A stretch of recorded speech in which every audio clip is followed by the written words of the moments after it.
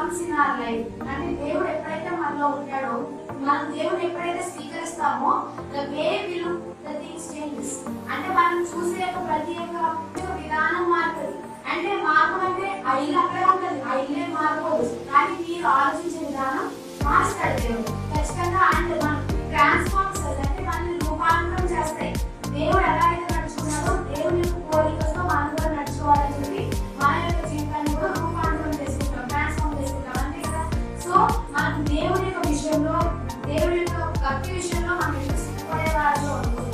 ఎప్పుడు సిగ్గుపడితే దేవుడికి కూడా కోపం వస్తుంది. నా గురించి సిగ్గుపడుతున్నారు వీళ్ళు, నేను వాళ్ళ రాష్ట్రం వాళ్ళ అని. దేవుడు అలాంటి వ్యక్తి కాదులేండి, కానీ ఒక పాయింట్ ఆఫ్ టైంలో అలాంటి ఆలోచించే విడుదల అయిపోతాం.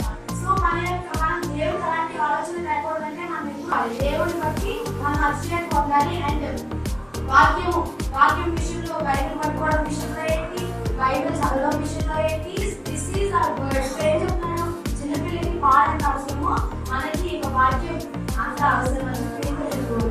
సో ఇక ఫస్ట్ పాయింట్ ఏంటంటే, మీరు ఇక వాక్యాన్ని, ఇక జీవ గ్రంథంలో ఉన్న ప్రతి ఒక్క మాటని మీరు ఆహారంగా తీసుకోండి.